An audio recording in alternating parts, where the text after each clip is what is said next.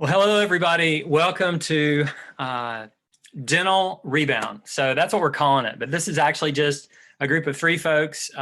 Dr. Emily Stopper, who has her dental practice in West Jefferson, North Carolina. Jeff Graham, who has done consulting work for Dr. Stopper and myself, who I've also been the pleasure of having her as a client. Hello, everybody. Welcome to and here we have me talking again. Rebound. So that's what we're calling it. But this is actually just a group of three folks. Dr. Emily Stopper, who has her dental practice. So you know this is really scripted, you guys. Jeff Graham, who has done consulting work for Dr. Stopper. It'll be twice as long now. There you go. And y'all get to hear it twice if you didn't hear one. I love it. These are going to be the outtakes, even though this is live, everybody. So let me try that again. Dr. Stopper invited us together to talk to her about how she's rebounding and reopening her office, her dental practice. So I thought she was gracious to say, hey, let me open the doors to show everybody what this is and maybe it could help them. So Emily, I'll let you kind of take it away, and thank you all for being here. Yeah, this is awesome. I found it really helpful last time. So we met 2 days ago.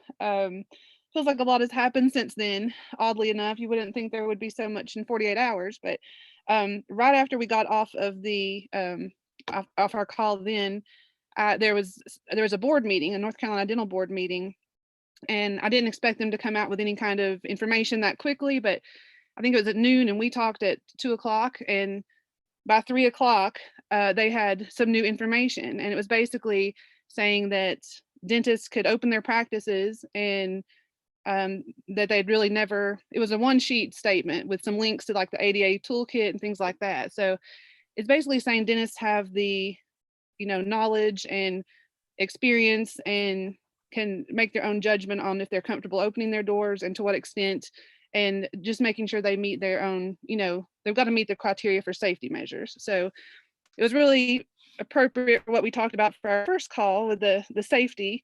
And so that's what we've been focusing on. So we've already, like I mentioned last time, we've been open just on more of a just emergency basis. So no hygienist, pretty much just one doctor and two assistants the whole time, just to see emergencies and keep people out of the emergency room.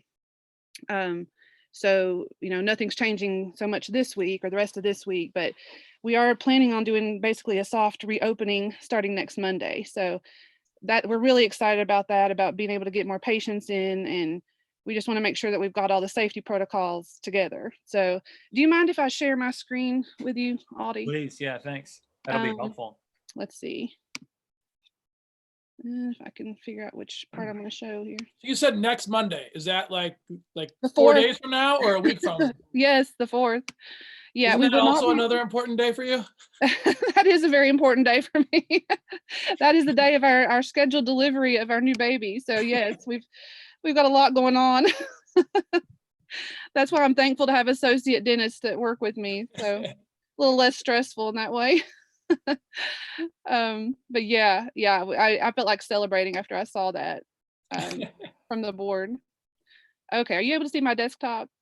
Yes. Okay, so I had some people ask for a picture of my team. Can you see that? Yes, we can. Okay.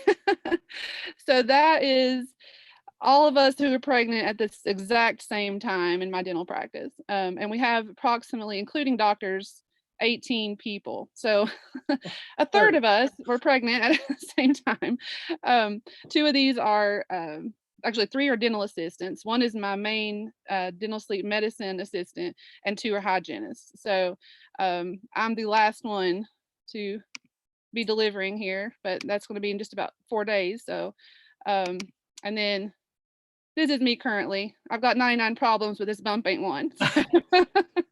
Fantastic. That's the way I feel lately.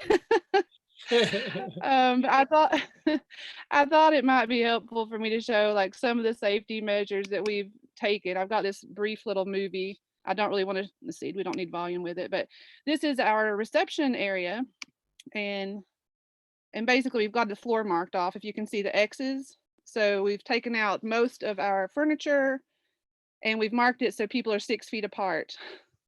Nice. And my team was actually out there measuring themselves to make sure that they were the appropriate distance apart for our patients. And then basically this is the front desk area where patients are first going to enter. We've got all our signs up for screening patients. We fortunately had that window installed before all this happened, about 2 weeks before it happened.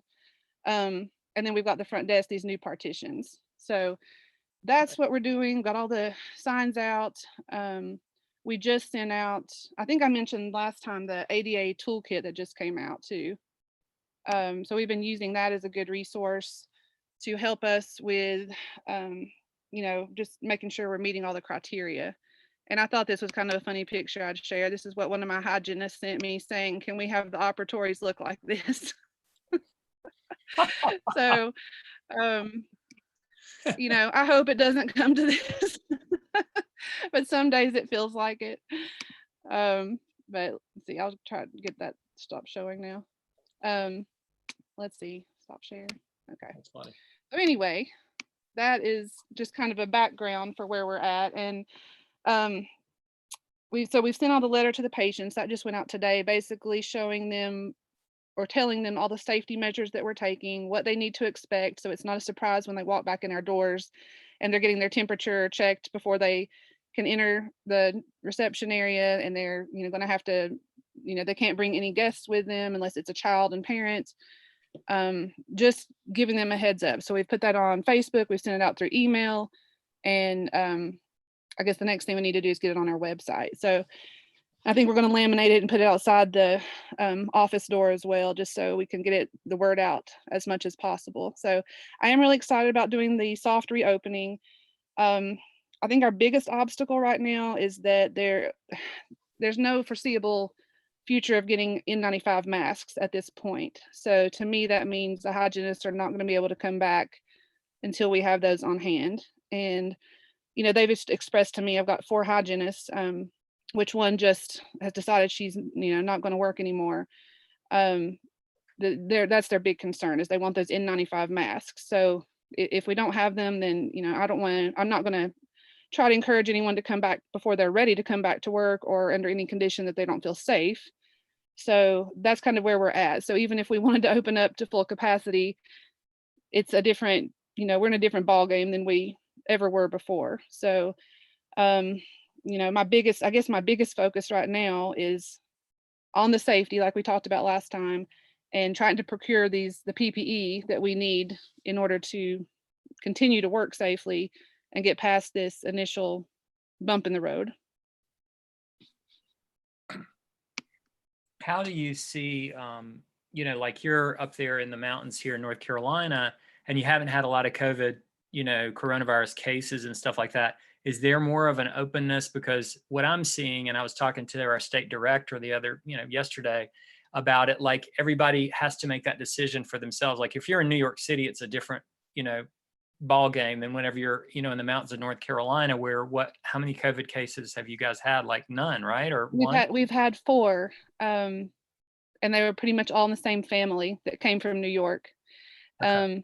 And yeah, it's not been very many cases. The cases that we do have been, I think they've all recovered, thankfully. But yeah, it's not been, that we know of. I know testing is still an issue, that we don't have a lot of testing happening, but that we know of, we've had very few cases. And yeah, you're right, Audie. It's a different ballgame depending on what location you are. So, and I think that's showing up through the states too. Like different states are willing to open up completely. Others are, doing it in phases. And North Carolina has been one of those that have been doing this in phases.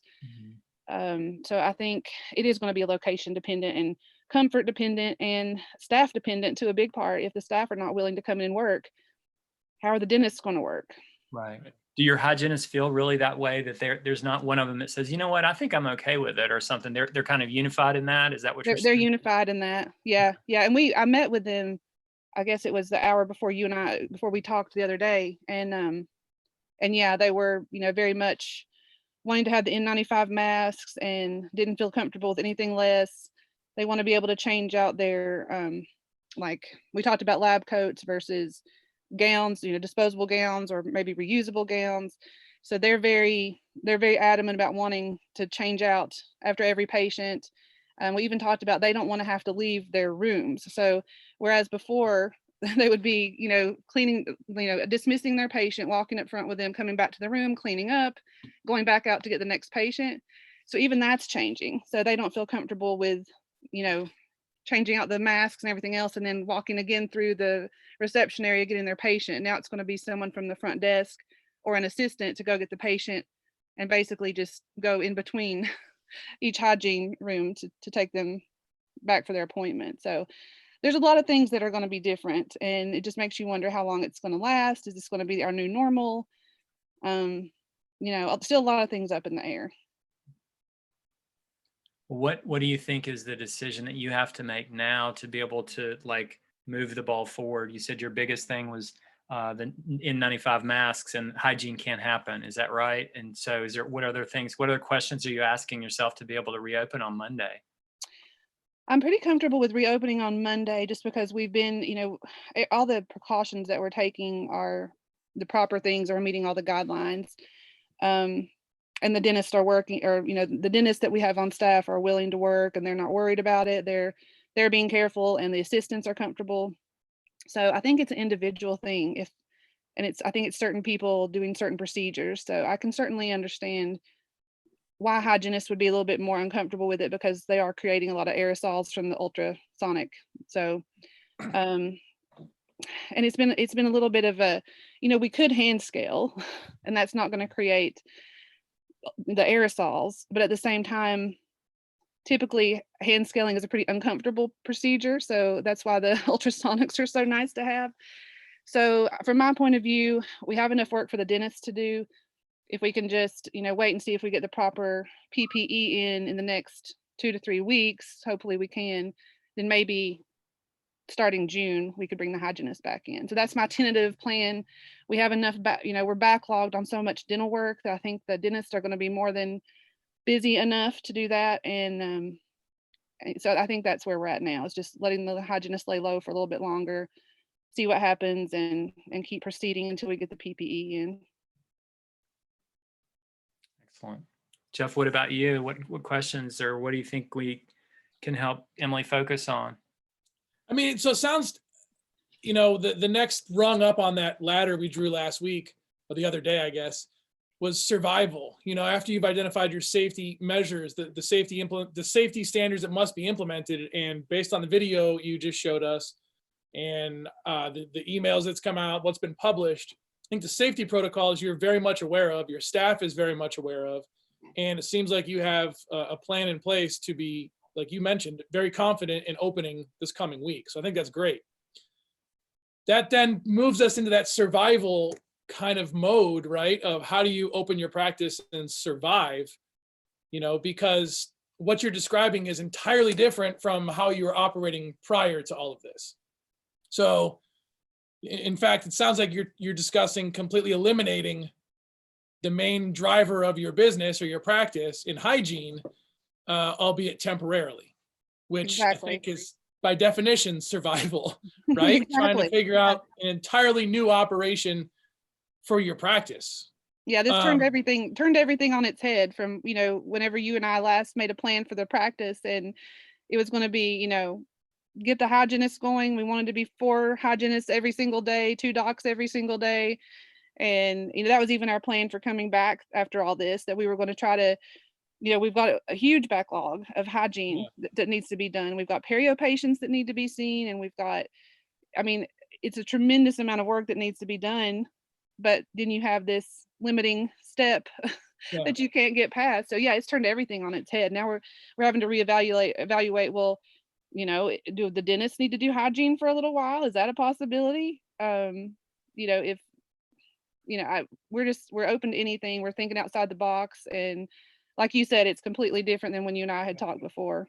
So I think from my perspective, right, one of the most difficult things is to get away from the conversation we're having that is very vague. It's very ambiguous. And, we have a backlog. We have a backlog of procedures that we could do. We have, we could do this, but we can't do this. How do we help you identify very specifically, very objectively, what your operational costs are going to be, even if it's 30 days at a time? What are your operational costs going to be for May that become survival costs? And then how do we, again, very objectively define, how many of those backlogged procedures you need to schedule and do? Is there a way for us to help you make this very concrete, very objective for yourself, any of your team members, your staff, that okay, for me to survive, if I just do, I'm making this up, but half a dozen of these a day, we'll be okay. Can we scale into that where week 1, we're doing, 3 of these a day, week 2, let's try and move it to 4 a day, 5 a day in week 3, and then let's 6 or 7 a day, in week 4 from now. Again, all the while knowing what that survival threshold is. Because again, we've discussed it in the past, but your production capabilities and then the capacity of your facility to produce, right? And this is changing both of those. Your capabilities are severely tempered now because you can't do hygiene appointments, which is, driving all of your, not all, but driving the overwhelming majority of those backlog procedures. Like those were sold during hygiene appointments, right? And that's going to affect us months from now too. Absolutely. Which again, I think is even more imperative that we figure out how to very definitively or very objectively define, what those survival metrics are for you so that you can measure them and make sure that you're hitting them, because they're going to increase, unfortunately, as the months go on. Like you said, as you do more, that backlog is going to become less and less and less. And there's going to be that shift where you got to be able to get back into your old production capabilities at some point, because you're depleting resources. Your backlog is a resource now, it's an asset, but every day you're taking from it, it's going from an asset to a liability. How do we help you measure that so because I think that's going to be a very critical number, to figure out. So then I think about that, like I made a couple notes while you were talking. But your operational costs, there's a staffing component to that, right? Right. But all of this, I think, is driven back to the safety, which is why we started there. Is your occupancy limited now? So you have all these operatories, you have those chairs in your lobby with the X's on your floor. Even if you could staff up and have 100% of your staff back, I don't think your facility's capacity is the same as it used to be. Your occupancy is limited, which again is, it's going to hamper, it's going to temper down what you're capable of doing. So if your survival, there's a formula somehow where your survival number, we need to make sure that your capacity is below or above what your survival number is, so that, what both of those numbers are. Because again, 60 days from now, we want to be able to help you identify, hey, my survival number grew 50% from what it was May 1st. June 1st, it's this, which is 50% larger than it was May 1st, but my capacity is still the same. We got to kind of help you figure all of that out. Does that make sense? Yeah, that does make sense. That makes a lot of sense. And yeah, like you said, I mean, our operational costs have gone down because of the payroll's down. So, I mean, that's one component of this. And so what's the best way for me to figure out my operational costs? I'm just looking at my hard costs that are the same month to month. Payroll. What else would you say to go ahead and look at? I mean, we've already been looking at our fees as well, because we've got to raise fees because we've got more expenses now as far as the PPE go. Yeah. So what else should I be thinking about that I'm not? I think identifying, really having a firm understanding and a firm grasp of, I hate to use the term best, but your top level clients, those clients whose, and lifetime value, can you look at your database of clients and really determine the highest value clients to your practice based on revenue generating activities, and make sure that those are the ones that you're prioritizing right now as you're looking to schedule that backlog worth of work. Because every time you bring someone in the building, like, your occupancy is limited. Each one of those X's on your floor represents an opportunity right now. So make sure, if at all possible, you can prioritize those opportunities. You know, so you're bringing in the highest return, highest value opportunities because there's an opportunity cost, and just getting 10 people in the door may not be as good as getting the best 5 people in the door. Right. I think really trying to You look know, at that backlog. I was even thinking about that as you were saying that. We have a limited amount of N95 masks. There's like literally 24 masks in a box. And that's what we have. And so we were even thinking about how, I mean, the CDC says you can reuse masks. You know, you want to do that limited. So we're trying to think, if we can't get these more masks, then, you know, how do we maximize the masks would be another thought I had.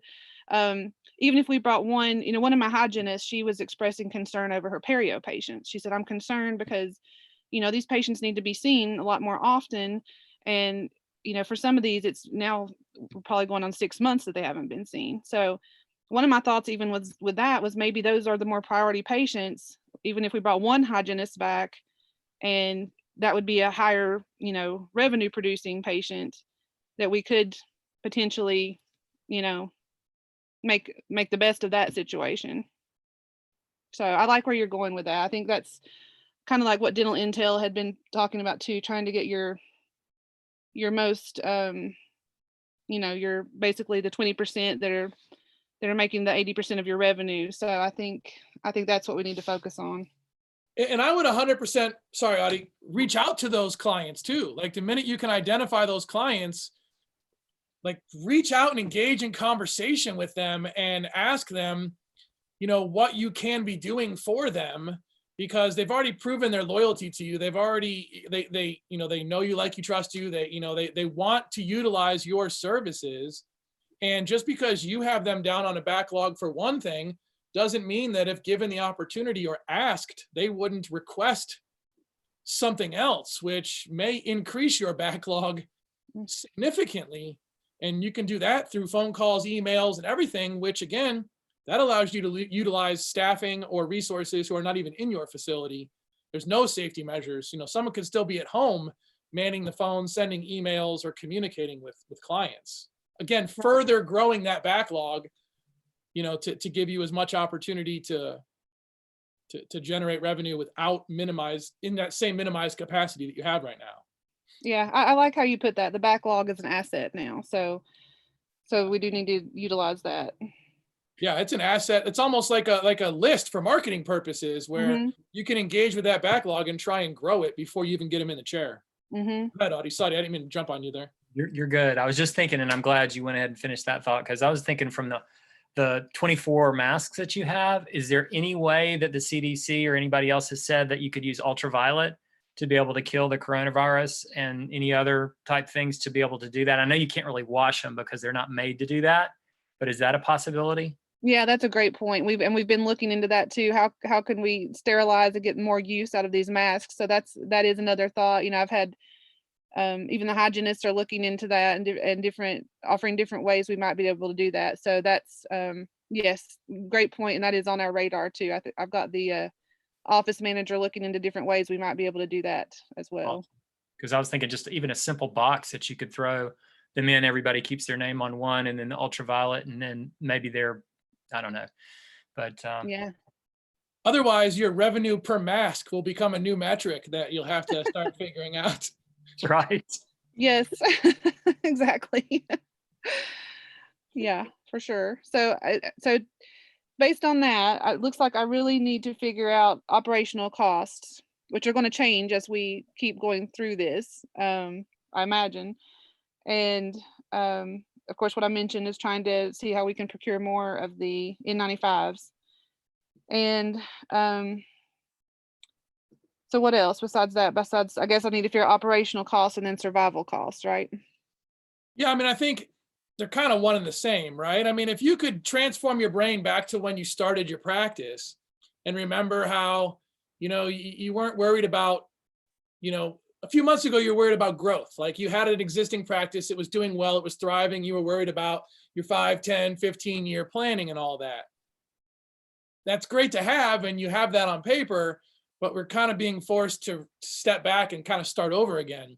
And maybe just change your perspective temporarily and realize that, of your entire facility, you don't need it all now, right? So, how can you compartmentalize, and maybe you create small different, revenue areas, or opportunities within your practice, and think of it from that perspective and say, you know what, I'm going to try and run my entire practice for the next 30 days, utilizing just this half of my facility. I have 10 operatories. I can set any one of those up to do whatever I need to. What if I do, emergencies over here? I do these backlog procedures over here. And that's all I'm going to do for the first, 2 weeks or something. I'm just making this up. Sure. But I think if you can force yourself to really look at to compartmentalize what you have and look at your assets that you have, your space, your employees, your schedule, your equipment, every one of those things is a resource that you have that can be manipulated, right? Like in theory, you could use one operatory and change your hours and how you staff those hours and how you schedule those hours. And you could do as much in that one operatory as you could do in your entire facility in a shorter period. Like, they're all resources that can be manipulated to kind of forecast the outcome that you want to have. And they all have a different cost. They all take a different time. They all require different staffing, and a different backlog of clients to come in. But until you know what you have to do to survive, I don't know you can't really pinpoint what you need to do to survive, or where that break, if we can identify that survival line, we can help you determine how to get above it and how to start stepping out of this. We can talk about survival today. Our next call, we can actually put some numbers to that based on what you come up with. Okay. And then I think once we know those, you find that today we're talking survival. Let's find those numbers to help define what survival means to you. And then we can start looking at that next step, which is helping you grow out of survival and start looking at identifying the recovery opportunity that's going to be there, which says, hey, how do I come back from this 90 days, 60 to 90 days worth of, lost revenue, and start focusing on where I want to be, not where I'm forced to be. Awesome. Yeah, that makes perfect sense. Okay. So yeah, all right. I'm excited about next time, because I like to have a plan, and I like to know kind of putting the numbers to things, so I'm not just making that decision based on emotions at this point.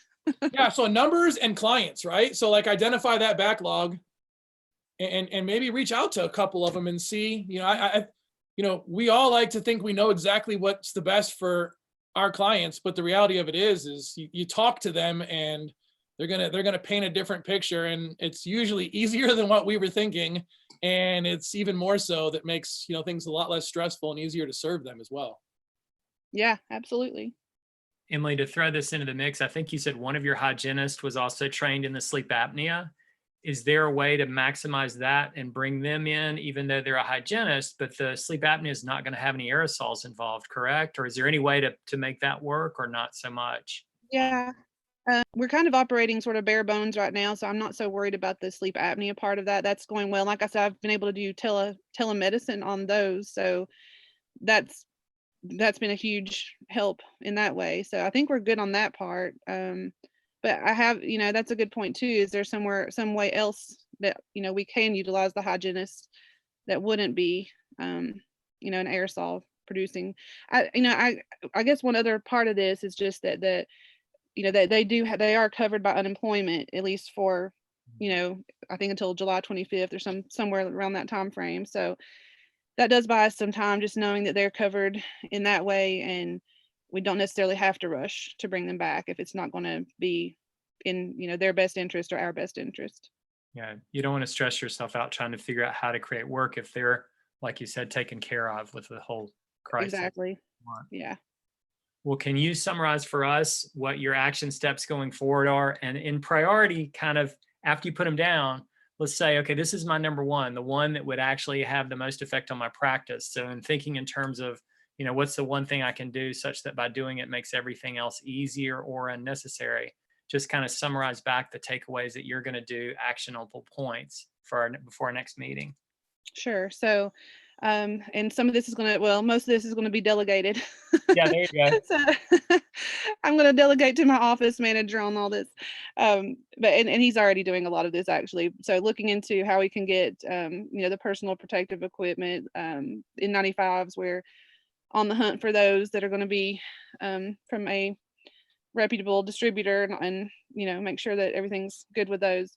The other thing is I'm going to ask him to figure out what are our operational costs, and looking at since our payrolls changed tremendously, where are we at with that? How much is it costing us to keep the practice open?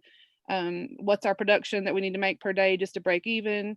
And concentrating on, we do have a list, like Jeff was talking about. We've got a list of patients who still have benefits remaining, still need treatment, have been good loyal patients, paid their bills, and so I think we're going to just go based on that list too, to start getting in touch with people and try to start getting that backlog coming in. So at least until we can get the hygiene rolling again, we're rolling as well as we can through the dental practice with the dentists and the procedures that they can do right now.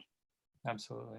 And you said with your skeleton crew, do you look at who your 20% in your office are, like who your kind of best team members are? Is that who you're going to bring on, or how are you choosing and selecting based on team? And I know they're all good, but when you talk about some of your people that maybe are more faster producers or better producers or whatever quality that you want to see, what are you looking at? How do you know how to bring which one on board at what point in time?